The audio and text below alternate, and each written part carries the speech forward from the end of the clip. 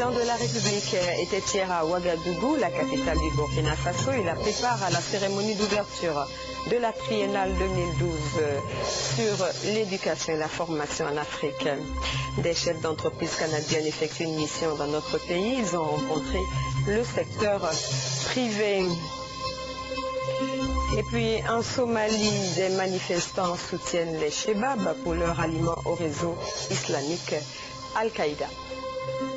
Mesdames et messieurs, bonsoir. Bienvenue à cette édition. Premier élément de ce journal, le président de la République a échangé ce matin avec le président du Congrès démocratique Change du Libéria au menu de la rencontre, la réconciliation dans ce pays frère, compte rendu à Ouattouré. Le président du CDC, Congrès démocratique Change, l'un des partis les plus importants du Libéria, est à Abidjan. Il a été reçu par le président de la République, Alassane Ouattara. Le chef de l'État et le président du CDC, Winston Tubman, ont évoqué la situation au Libéria après les élections présidentielles. We talked about the relations between Mon parti est un des partis les plus importants du Libéria et comme vous le savez, on n'était pas tellement d'accord sur les résultats des élections. Mais nous avons pris conseil avec Monsieur le Président de la République qui nous a dit qu'il était plus important d'avoir la paix et la stabilité dans le pays. Donc nous avons suivi ces conseils et nous sommes venus ici pour s'informer et continuer à reprendre des conseils avec le Président de la République. Winston Tubman était le candidat du CDC à la présidentielle au Libéria qui a vu la victoire de la présidente sortante, Ellen Johnson Sirleaf. Le président de la République, je vous le disais en titre, était hier à Ouagadougou. Il a pris part à la cérémonie d'ouverture de la triennale 2012 de l'éducation et de la formation en Afrique. Le thème central de cette rencontre au sommet était promouvoir les connaissances, compétences et qualifications critiques pour le développement durable de l'Afrique. Compte rendu à Ouattouré. Le président de la République, Alassane Ouattara, en provenance de Libreville, a été accueilli par son homologue burkinabé, Blaise Compaoré, à l'aéroport international de Ouagadougou. Le chef de l'État a indiqué qu'il est venu à Ouagadougou pour s'inspirer de l'expérience des autres pays en matière d'éducation et de formation. Nous sommes là effectivement pour cette rencontre sur l'éducation, qui est une rencontre importante pour nous en Côte d'Ivoire, puisque nous voulons nous inspirer des expériences du Burkina, des autres participants et des pays, des experts qui ont une grande expérience en la matière. Le système éducatif chez nous est malade du fait du manque d'investissement, des grèves répétitives, des difficultés matérielles au niveau des étudiants, des campus. Et tout cela demande que nous ayons un programme cohérent. Nous avons un programme à nous. Nous voulons voir comment l'améliorer à partir de ce séjour et des expériences et des discussions que nous aurons. Le président Alassane Ouattara s'est par la suite rendu au centre de conférence internationale de Ouagadougou pour prendre part au sommet aux côtés des présidents du Burkina Faso, Blaise Compaoré, du Mali, Amadou Toumani Touré, du Niger, Mamadou Issoufou. Le président de la République a donné à cette occasion sa vision de l'éducation et de la formation. Pour lui, l'éducation est le meilleur investissement parce que facteur de développement durable. Le chef de l'État a par ailleurs levé un point de voile sur les chantiers qu'il entend initier dans les 5 années à venir en matière d'éducation. Il s'agit de l'égalité des chances, l'accès de tous à l'éducation, la formation et le recrutement des enseignants, la construction de nouvelles universités. Précisons que cette conférence triennale est organisée par l'Association pour le développement de l'éducation en Afrique. Le ministre ivoirien de l'Éducation nationale, Kandia Kamara, de l'enseignement technique et de la formation professionnelle, Albert Flendé, était aux côtés du président de la République. Parlant encore d'éducation, sachez que le professeur Bakayoko Liramata est la nouvelle présidente de l'université de Cocody. La passation de charge a eu lieu ce matin au CIRES à Cocody. Reportage Charles Niaouri. Le professeur titulaire grade A7, Bakayoko Liramata, est la nouvelle présidente intérimaire de l'université de Cocody. Sa désignation par le ministre de l'Enseignement supérieur et de la Recherche scientifique, Cissé Ibrahima, vient mettre fin aux activités de l'administration minima. Bakayoko Liramata est consciente de la tâche qui l'attend. L'université de Cocody est en pleine réhabilitation. La Côte d'Ivoire est caractérisée par sa jeunesse. Et cette jeunesse a besoin d'une bonne éducation, d'une bonne formation. Et nous devons leur offrir une université de qualité pour qu'ils soient compétents pour pouvoir soit travailler dans les entreprises ou créer même leur propre entreprise. J'ai une équipe, j'ai un projet, mais je dois compter sur toute la communauté universitaire pour réussir mon projet.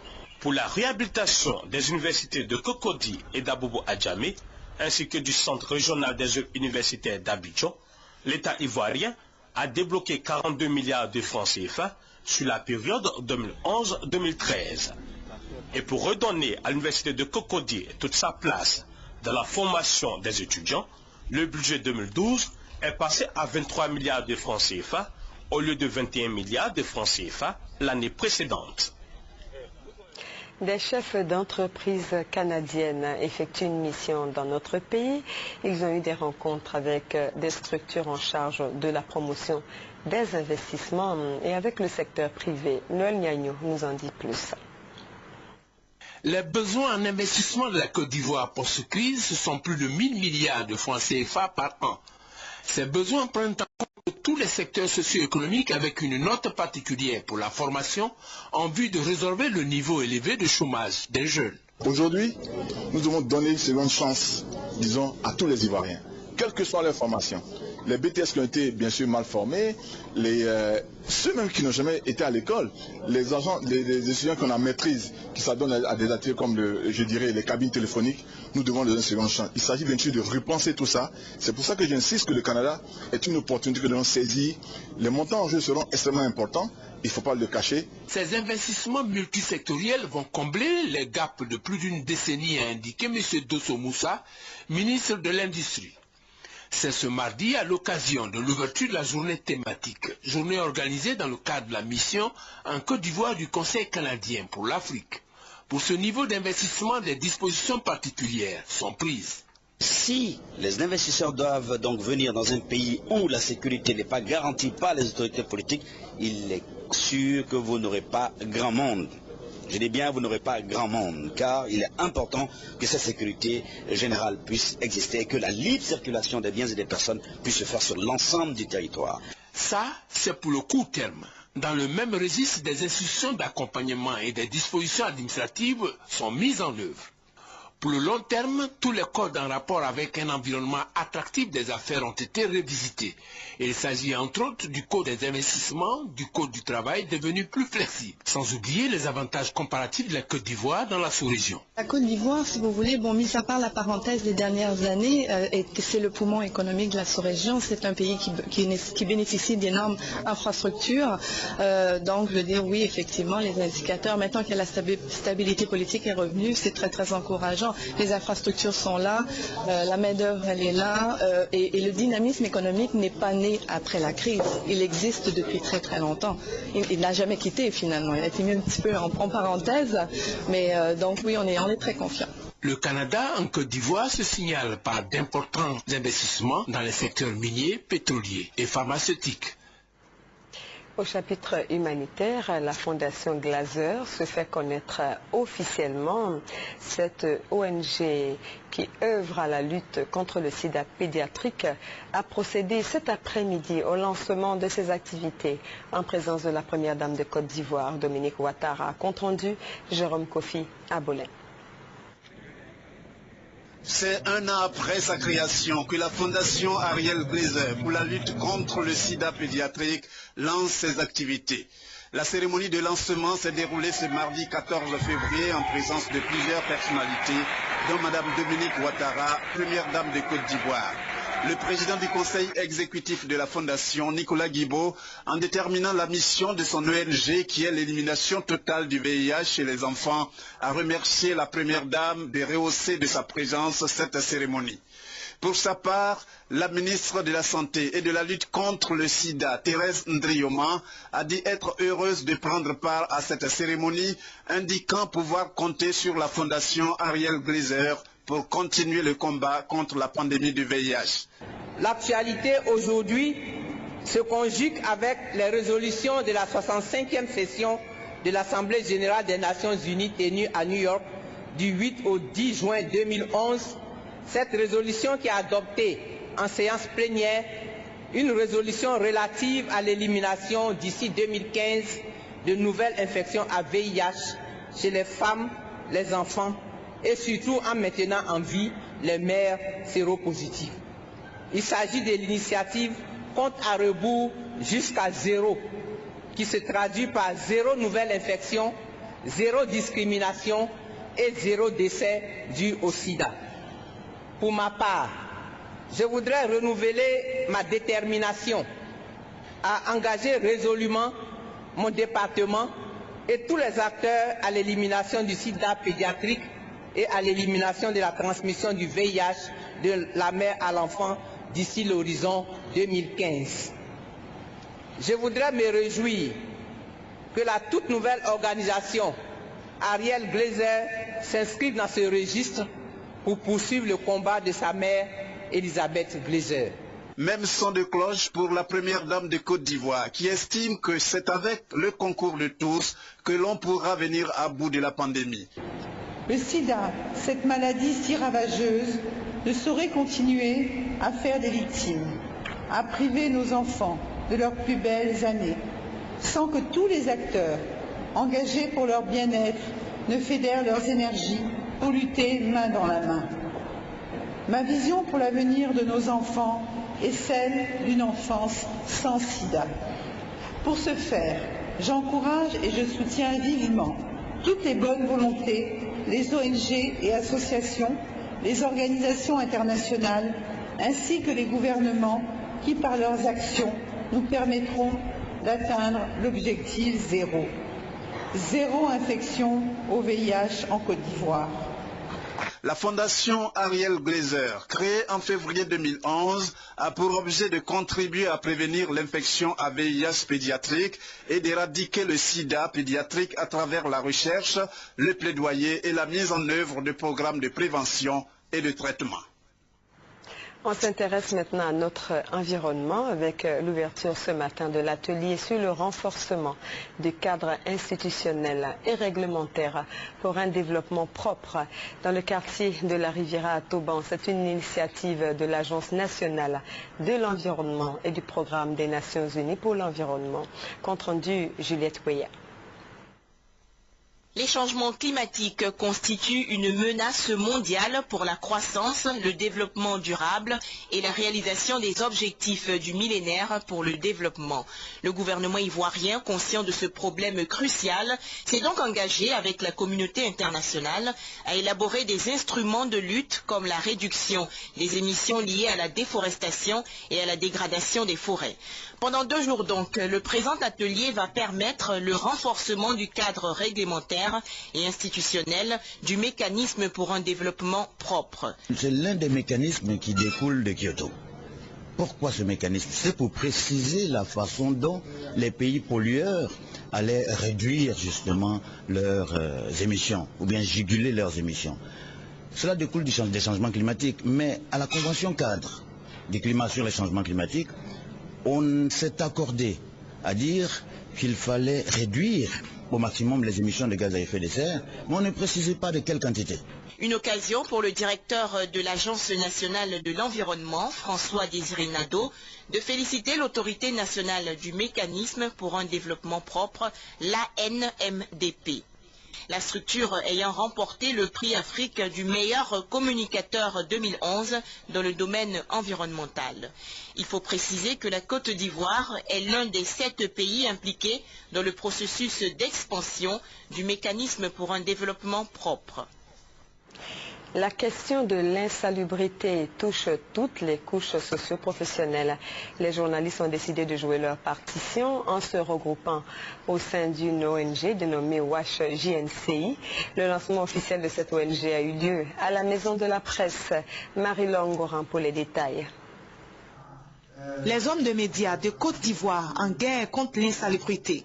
Réunis au sein de l'ONG WASH JNCI, ils entendent mener de nombreuses actions en vue de participer à la propreté des villes ivoiriennes, notamment par des campagnes de sensibilisation au sein des organes de presse, l'organisation des conférences publiques sur la salubrité et des espaces dans les journaux pour amener les lecteurs à changer de comportement. Selon la présidente de l'ONG WASH JNCI, son organisation qui réunit en son sein des journalistes, de la presse écrite et de l'audiovisuel, est prête à s'investir résolument dans ce combat contre l'insalubrité.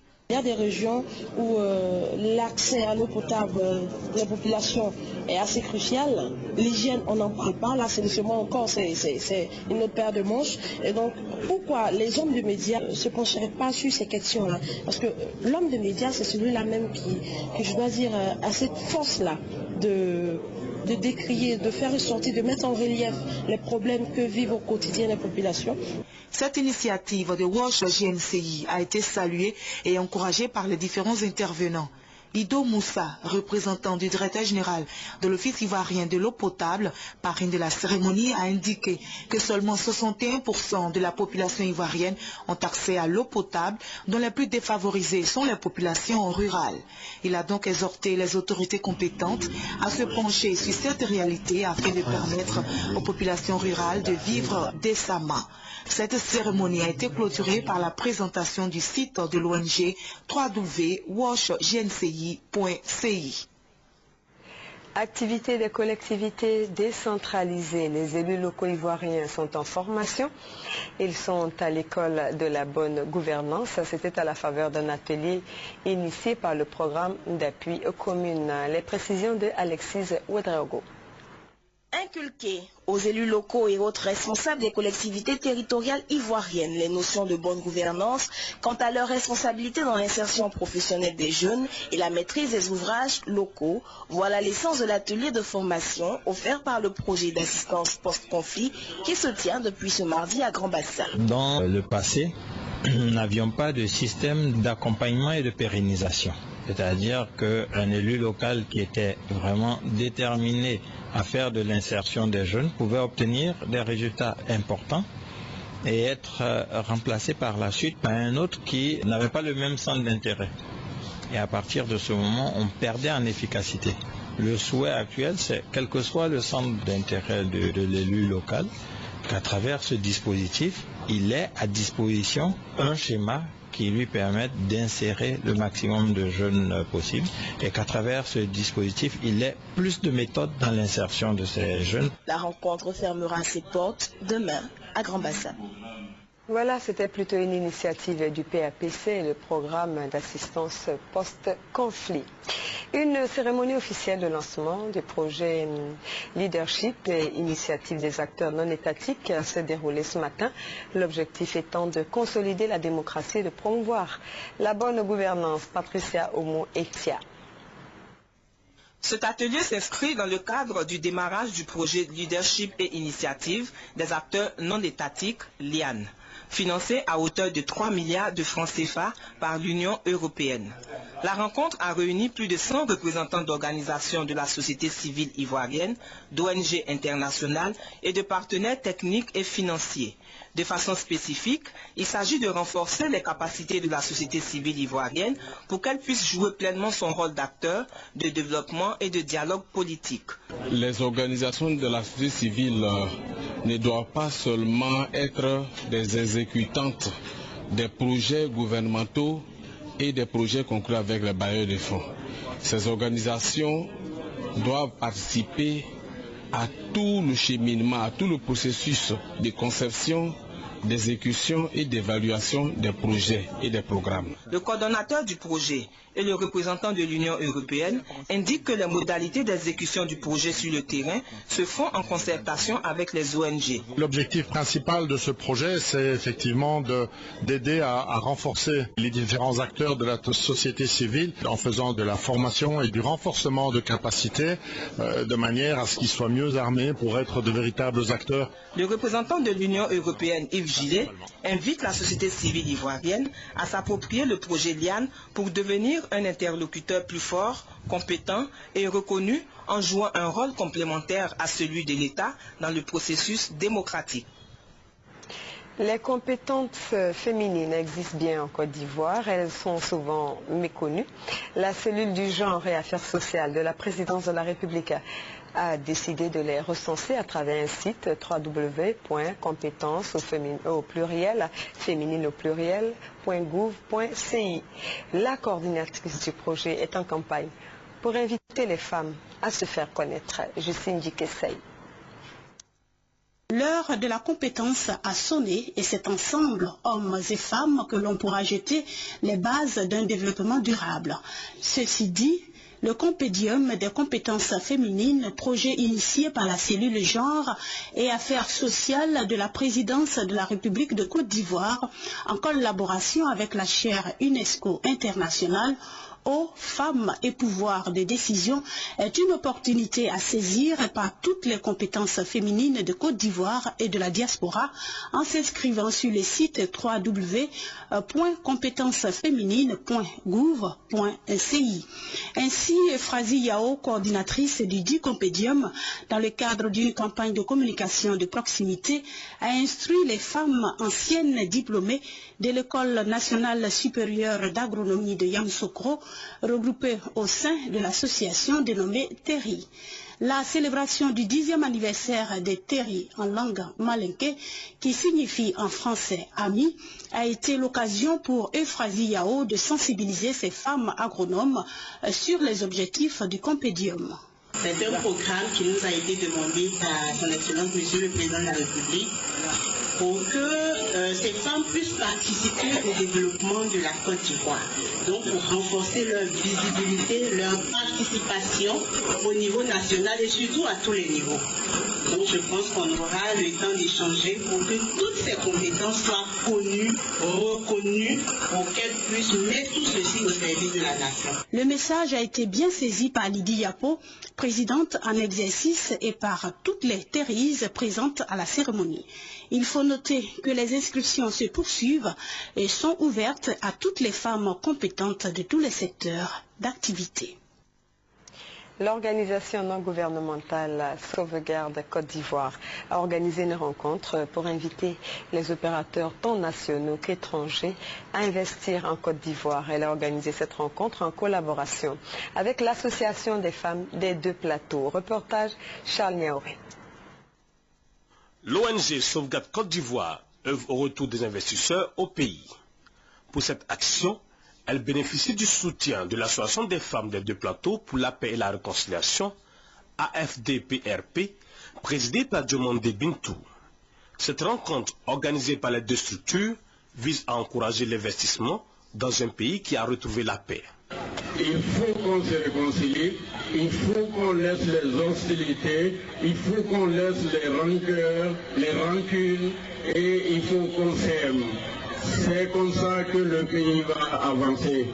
Comme ça, personne ne cherchera à détruire ce que l'autre a construit. J'ai déjà reçu des investisseurs qui sont venus et qui ont vu que les palabres sont vraiment finies et qui sont prêts à investir ici en Côte d'Ivoire.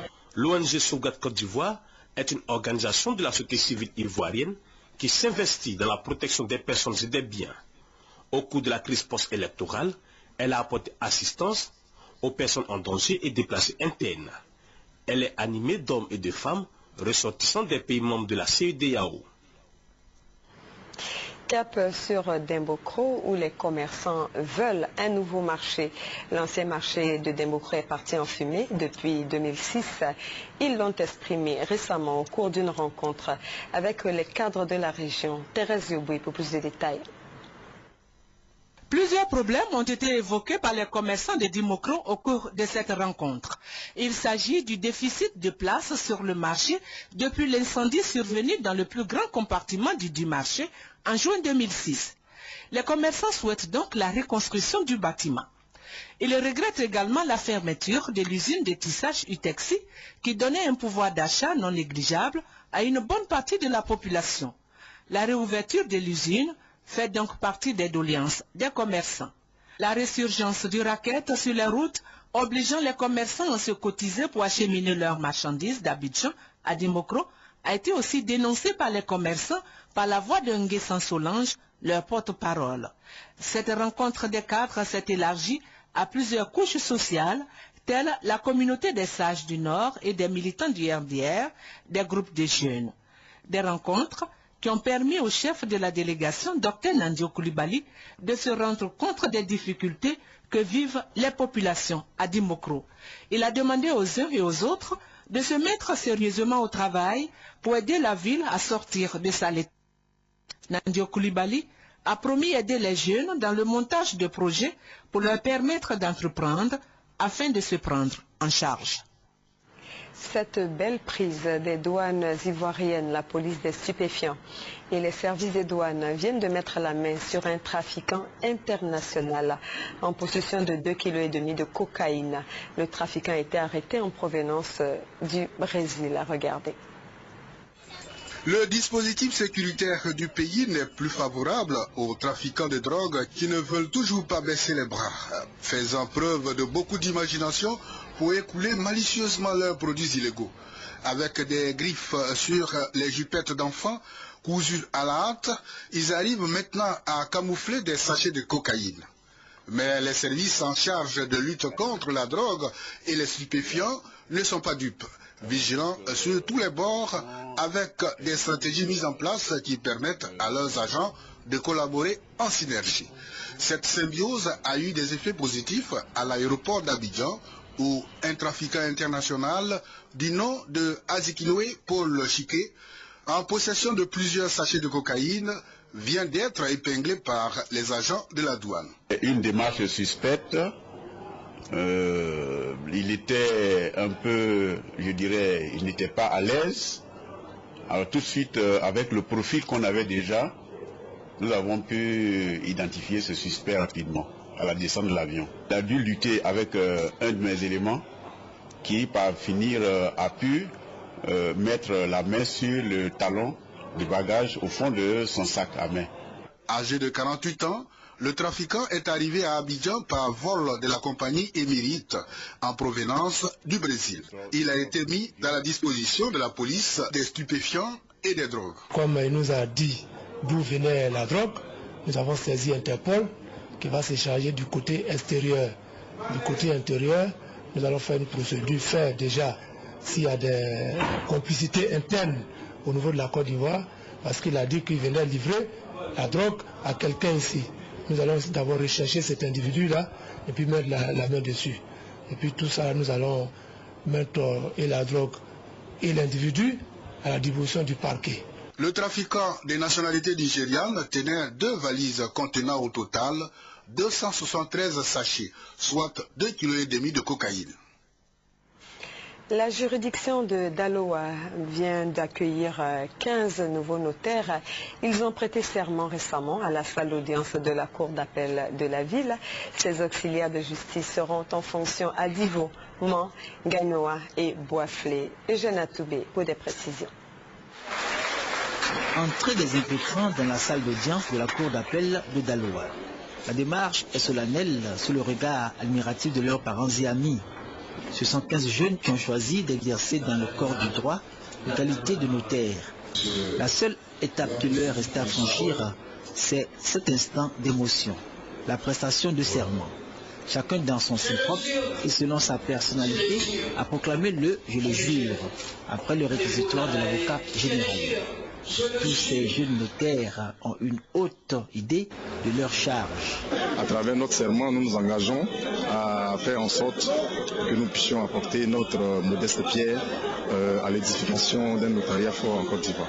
Pour tout acte, il faut avoir recours à un notaire pour pouvoir avoir cette authenticité qui va faire qu'en cas de litige, au moins vous aurez une personne sur qui vous reposez et non partir dans tous les sens. Ces 15 jeunes nouveaux notaires vont exercer leur charge dans la juridiction de Daloa, juridiction à laquelle sont rattachés les tribunaux de Divo, Gagnoa, Man et Boisflé. Ils ont reçu les conseils avisés de leur parrain Yuakofi, président de la Commission nationale de supervision de l'identification. Magistrat hors hiérarchie, il leur a rappelé l'importance de l'office notarial qui, selon lui, exige exactitude et probité. En sa qualité de président de chambre à la cour d'appel de Daloa, Kwaku Patrice a félicité les 15 nouveaux notaires, ces auxiliaires de justice qui vont apporter du sang neuf à la juridiction de Daloa. Ce qu'il attend de ceux-ci, c'est rigueur et professionnalisme, s'en tenir à la loi, rien que la loi. Inauguration officielle de la station STICTA de Yamoussoukro, notre capitale politique. C'est une station de contrôle automobile aux normes internationales qui est désormais au service des automobilistes de Yamoussoukro. C'est ce que nous dit Hervé Blé dans ce reportage. La station STICTA Relouqué de Yamoussoukro offre deux services principaux, la visite technique et la pose des plaques d'immatriculation. Pour le volet visite technique, plus rien ne sera comme avant, la station étant désormais configurée aux normes internationales en la matière. 110 millions de francs CFA ont été investis dans la modernisation de cette station entièrement informatisée et automatisée qui traite en moyenne 50 véhicules par jour. Ce dispositif a l'avantage d'une part de dynamiser, de fiabiliser et d'accélérer le contrôle technique automobile. Entre 20 et 25 minutes sont nécessaires actuellement pour passer la visite technique, ce qui était impossible il y a peu. Le ministre des Transports a dit à Yamoussoukro la volonté du gouvernement de disposer d'un secteur des transports modernes qui assure aux usagers toutes les garanties de sécurité. La STICTA qui y contribue en luttant contre la corruption pendant la visite technique automobile a été encouragée à poursuivre ses efforts. Les mêmes procédures que nous avons ici, c'est ces procédures que nous avons aujourd'hui aux États-Unis et en France. C'est dire que nous accordons une importance capitale à la qualité, qui va faire que nous allons réduire considérablement les accidents.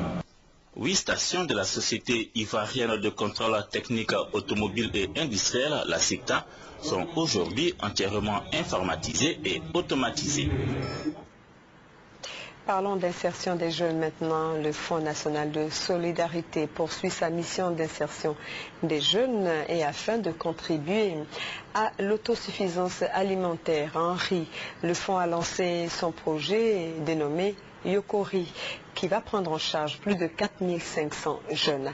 La phase pilote a été lancée à Koroboué, dans la ville de Saïwa. Mamadou Kouassi, Patricia Omo et Tia. Yokori est un projet qui consiste en la production, la transformation et la commercialisation du riz exploité dans les bas-fonds. Ce projet du Fonds national de solidarité destiné aux jeunes est porté par la société agro-industrielle du Haut-Sassandra. Pour la phase expérimentale, 60 hectares de bas-fonds seront aménagés à Saïwa. Coût du projet, 21 millions de francs CFA, dont 15 millions financés par la Banque pour le financement de l'agriculture, BFA, pour l'acquisition de matériel et de semences. Le projet va permettre l'insertion de 5 000 jeunes et aussi réduire les 900 000 tonnes de riz importées annuellement par l'État de Côte d'Ivoire pour combler le déficit de cette denrée alimentaire. Le directeur général du Fonds national de solidarité et le représentant du ministère de la promotion de la jeunesse et du service civique ont réaffirmé l'engagement du gouvernement et du chef de l'État à offrir 5 millions d'emplois à la jeunesse. Pour eux, tous les jeunes peuvent bénéficier du soutien du Fonds national de solidarité. Après le projet Yokori, le Fonds national de solidarité procédera au lancement du programme de création de fermes avicoles dans les centres ruraux du service civique ouvert sur l'ensemble du territoire national. Le directeur coordonnateur du programme national de santé scolaire et universitaire a initié une rencontre avec les médecins-chefs et chirurgiens dentistes des 60 centres médico-scolaires de Côte d'Ivoire. Objectif, améliorer la prise en charge des élèves et étudiants de Côte d'Ivoire.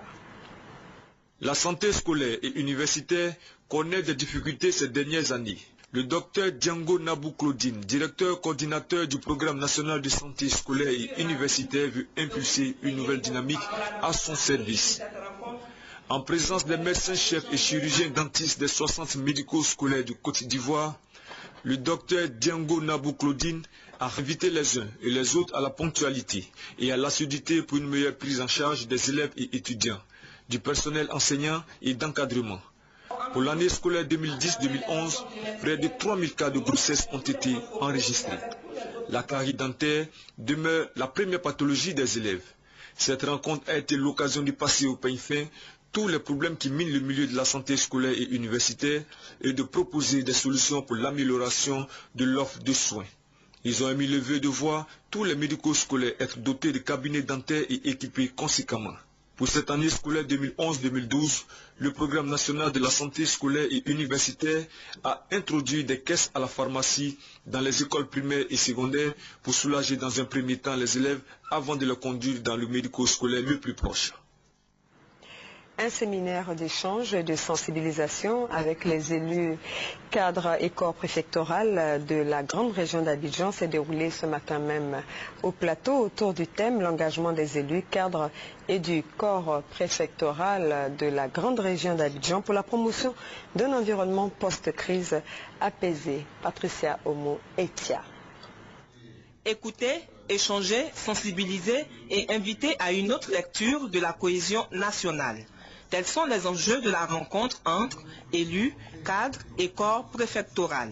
Le présent atelier offre aux participants l'occasion de cerner tous les aspects du thème « Engagement des élus, cadres et corps préfectoral de la grande région d'Abidjan pour la promotion d'un environnement post-crise apaisé » et de pouvoir appliquer ces acquis aussitôt après les travaux qui vont s'étendre sur 2 jours.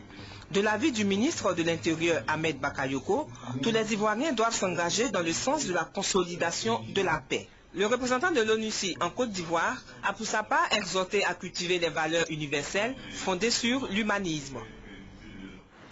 Le directeur général du port autonome d'Abidjan, présent à Congo lors de la célébration du Maouloud, a échangé avec les populations lobby vivant dans cette localité. Un point à l'ordre du jour, la culture de la cohésion sociale. Mamadou Kouassi, Abou Sanogo. La sous-préfecture de Kong est l'une des zones les plus productrices d'igname en Côte d'Ivoire. Cette renommée, Kong la doit à la forte communauté lobby installée depuis des décennies sur son sol. Les quelques incidents survenus entre les deux peuples n'ont pas réussi à entamer la cohésion sociale. Un exemple du vivre ensemble que le directeur général du port autonome d'Abidjan veut encourager. INC Yacouba a invité la communauté lobby dont il est issu à toujours respecter les règles et la tradition des peuples qui les accueillent. En retour, les lobbies de Congo ont promis de toujours se référer à l'autorité publique en cas de désaccord. Ils se sont engagés dans le processus de réconciliation et promettent aussi à œuvrer au développement de la sous-préfecture de Congo. Nous vous proposons une découverte de la ville de Kong. La ville de Kong qui a été une ville touristique par le passé, mais les problèmes d'infrastructures routières ont longtemps constitué un handicap à la promotion de son patrimoine touristique. Notre équipe de reportage de passage à Kong a pu apprécier ces sites. Eugène Atoubé. C'est après 731 km de route, dont 70 sur piste, que nous arrivons à Kong. Kong est une vieille sous-préfecture qui fait partie du département de Ferké dans la région du Kyologo. Kong, une ville chargée d'histoire, avec ses nombreux vestiges. Ce sont des atouts touristiques indéniables qui souffrent aujourd'hui de manque de promotion, de sorte que cette ville ne profite pas pleinement de son inscription au rang des localités touristiques officiellement identifiées. Qui se souvient encore à Kong du passage du dernier touriste? Difficile d'y répondre. La ville est pareille à un site touristique abandonné. Pour autant, la cité conserve encore son patrimoine avec ostentation. On peut toujours y découvrir les toutes premières mosquées construites en Côte d'Ivoire dès le XVIe siècle par l'empereur Sékou Ouattara et ses alliés, les vestiges de la résidence du gouverneur Bengué, ce qui reste de la tombe de Mosvit, collaborateur de Bengué, mais encore les vestiges du campus islamique où étaient formés les érudits de la religion musulmane en Côte d'Ivoire et des pays de la sous-région. Également, le lieu de résidence du président Houphouët-Boigny lors de son passage à Kong en 1946. Une réhabilitation de ces sites touristiques est une nécessité si Kong veut redevenir destination touristique. Les cadres de Kong, dans leur ensemble soutenu par le sous-préfet, inscrivent au rang de leur priorité de développement la valorisation de tous les sites touristiques de la ville. Déjà à l'actif de la coordination des cadres pour le développement de Kong, les travaux de reprofilage lourd de l'axe Ngolo-Dougou-Kong, longue de 70 km. C'est un appel de la cité de Kong à la visiter et à la redécouvrir. Un mot de la Saint-Valentin. Le jour de la Saint-Valentin, le 14 février de chaque année, est considéré dans de nombreux pays comme la fête des amoureux et de l'amitié. Les couples en profitent pour échanger des mots doux et des cadeaux comme preuve d'amour, ainsi que des roses rouges qui sont l'emblème de la passion. Des échos de cette fête à Abidjan et à Abangourou. La Saint-Valentin est là.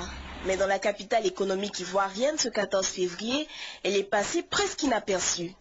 Entre le manque de ressources financières, les difficultés du moment et la défaite des éléphants à la Coupe d'Afrique des Nations de football, les amoureux ivoiriens n'ont pas du tout la tête à la fête. Les autres années, c'était à partir de 8 h, tout le monde venait faire ses ongles, les cheveux et tout ça, mais bon, cette année, on attend encore. L'ambiance est pas comme on l'aurait souhaité, mais on fait avec. Les gens sont un peu tristes parce que j'ai appelé pas mal de clientes, elles n'ont vraiment pas eu l'envie de sortir de chez elles. C'est un peu ça. Mais comme on le dit, le découragement n'est pas ivoirien. On est calé, on espère toujours. Une aubaine pour certains qui voient là la chance d'échapper à leurs nombreuses conquêtes. Et c'est sur les réseaux sociaux qu'on en rit le plus. Mon portable est tombé dans les toilettes. Chérie, ne te fatigue pas pour m'appeler. J'ai ton numéro en tête. Moi, mais je vais t'appeler pour te donner le programme de ce soir. Si tu ne me vois pas, il faut m'attendre. Vous êtes sur le répondeur de Bino. D'autres, toutefois, estiment que la fête de la Saint-Valentin a toute son importance et qu'il faut la célébrer comme il se doit. Je me rends belle pour mon mari, puisque c'est la fête des amoureux ce soir. Je viens de fêter mes 10 ans de mariage le 31 janvier 2012. Et donc, 14 jours après, c'est la Saint-Valentin. Donc, on vient se faire plaisir. Pour faire plaisir à monsieur lui aussi. Parce que les hommes, on doit avoir de belles choses aussi. Même si on n'a pas quelque chose à leur donner, mais il faut que quand ils nous voient, ils sachent qu'on les aime. Et qu'il y a toujours quelque chose de beau en face d'eux. J'ai un portable et puis j'ai un pain. Madame. Le jour de la Saint-Valentin, le 14 février, est considéré dans de nombreux pays comme la fête des amoureux et de l'amitié. Les couples en profitent pour échanger des mots doux et des cadeaux comme preuve d'amour, ainsi que des roses rouges, qui sont l'emblème de la passion. Dans son grand amour, Dieu envoya son Fils pour conduire à la vie. Ce chant de Madre Toili, modératrice des enfants de la Sainte Trinité d'Abangourou, a débuté la fête de la Saint-Valentin au centre Saint-Kizito. Au cours de cette soirée, en présence de nombreux couples, Toili Madre a demandé à ses convives de vivre l'amour de Jésus de Nazareth, celui-là même qui a donné sa vie pour le rachat des péchés du monde. Elle a invité tous ceux qui sont blessés et qui souffrent d'abandonner leur fardeau au Christ pour être soulagés et guéris. L'évêque d'Abangourou, Monseigneur Boniface Ziri, a pour sa part exhorté les hommes et les femmes à aimer leur prochain, car selon lui, sans l'amour, toutes les richesses humaines sont vaines. Le plus important dans la vie d'un être humain, c'est d'aimer et d'être aimé. On aura beau avoir toutes les richesses du monde, mais si on ne peut pas en jouir dans la sérénité et la paix avec les autres, ça ne sert absolument à rien. Le parrain de la manifestation, Le secrétaire général de la préfecture de Bétier, Kwadio Gbangbo André, a fait savoir pour sa part que sans l'amour, il ne peut y avoir de bonheur. Et d'ajouter une citation de Mère Teresa. Le manque d'amour est la plus grande pauvreté. Et cette fête de la Saint-Valentin a été animée par l'artiste comédien Guéivet qui a égayé le public. Un défilé de mode, des enfants, des jeunes filles et des chants et danses ont meublé la cérémonie qui s'est terminée par un bal des amoureux. Voilà, bonne fête de la Saint-Valentin à tous les amoureux et beaucoup de courage à tous les autres. À l'étranger, les manifestants soutiennent le ralliement des rebelles Shebab au réseau Al-Qaïda de Ben Laden. Cela se passe en Somalie. De gré ou de force, ils sont plusieurs centaines à s'être rassemblés aux abords de Mogadiscio. Sous la surveillance d'hommes cagoulés et armés, parfois dissimulés dans la foule, ces familles sont venues afficher leur allégeance au Shebab. Les rebelles somaliens ont récemment annoncé leur ralliement à Al-Qaïda. Cette fusion indique que nous, les musulmans, sommes unis dans la guerre sainte qui nous oppose aux infidèles.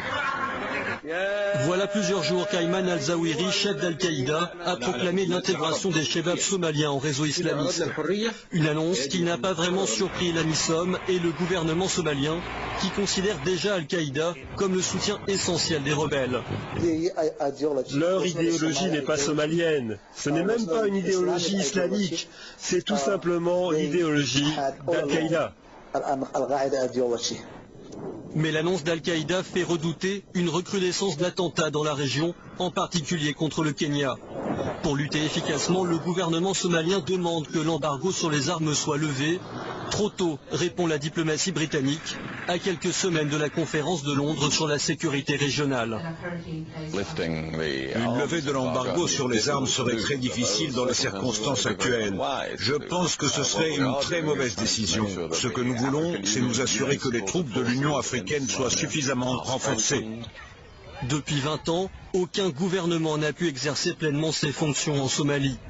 Les ONG présentes sur place décrivent une situation de plus en plus chaotique et violente pour la population somalienne, à mesure que les taux se resserrent autour des combattants somaliens. Le Tour d'Afrique en bref maintenant en Guinée, le mot d'ordre de journée ville morte a été partiellement suivi dans le pays. L'Organisation mondiale des douanes sensibilise les États au trafic de drogue. Et puis en Tunisie, l'ex-premier ministre libyen arrêté a été libéré. L'ancien Premier ministre libyen Al-Mahmoudi a été finalement acquitté ce mardi par la justice tunisienne. Il était poursuivi pour franchissement illégal de la frontière tunisienne le 21 septembre dernier, quelques semaines après la chute du régime de Mouammar Kadhafi. Al-Mahmoudi reste cependant sous le coup de 2 demandes d'extradition de Tripoli. L'appel de l'opposition guinéenne à observer une journée ville morte a été partiellement suivi hier dans la capitale. Les administrations et les banques ont fonctionné normalement dans le centre de Conakry. Dans la banlieue, les marchés et les écoles sont en revanche restés fermés. Avait appelé à une journée ville morte pour protester contre les actions d'intimidation et de harcèlement qui seraient menées par le pouvoir contre ses militants. L'Organisation mondiale des douanes tire la sonnette d'alarme sur l'ampleur du trafic de drogue en Afrique de l'Ouest, devenue la plaque tournante de toutes sortes de stupéfiants en provenance de l'Amérique du Sud. En 2009, sur 35 tonnes de drogue qui ont transité en Afrique de l'Ouest, 21 tonnes ont pu entrer en Europe, le reste a été consommé sur place. Une trentaine d'aéroports d'Afrique de l'Ouest et du Centre sont désormais associés à un système de contrôle sécurisé pour lutter contre ce trafic. En France, un industriel est condamné pour intoxication. En Grande-Bretagne, un membre présumé d'Al-Qaïda a été libéré. L'indépendance du Kosovo au centre d'un référendum en Serbie. Et puis, la Chine prend part au sommet de l'Union européenne et propose ses solutions pour la crise économique. La Chine au chevet de la zone euro, à l'ouverture mardi d'un sommet avec l'Union européenne à Pékin, le Premier ministre chinois Wen Jiabao a déclaré que son pays était prêt à participer davantage à la recherche d'une solution à la crise de la dette en Europe. Une question qui préoccupe de plus en plus la Chine du fait de l'interdépendance des économies. Cette déclaration intervient alors que l'agence d'évaluation financière Moody's envisage de priver à moyen terme la France, la Grande-Bretagne et l'Autriche de leur AAA, la note de solvabilité maximale.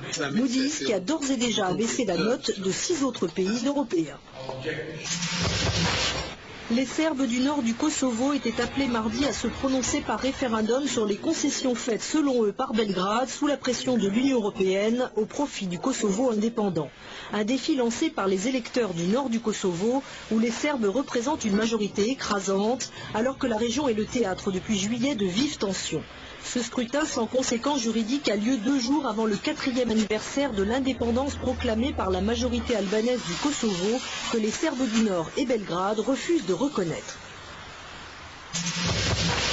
L'islamiste Abu Qatada a été libéré de prison lundi au Royaume-Uni. L'annonce de sa libération avait provoqué un tollé au sein du gouvernement qui a assuré qu'il utiliserait tous les recours possibles pour faire extrader le Jordanien vers son pays. Souvent considéré comme l'ancien bras droit d'Oussama Ben Laden en Europe, Abu Qatada a passé une grande partie de ses 6 dernières années en prison, malgré l'absence de charge. Il sera assigné à résidence 22 heures par jour, portera un bracelet électronique et ses activités seront très strictement limitées. Le tribunal de grande instance de Lyon a jugé lundi le géant américain Monsanto responsable de l'intoxication d'un agriculteur. Une première en France qui ouvre la voie à des dommages et intérêts.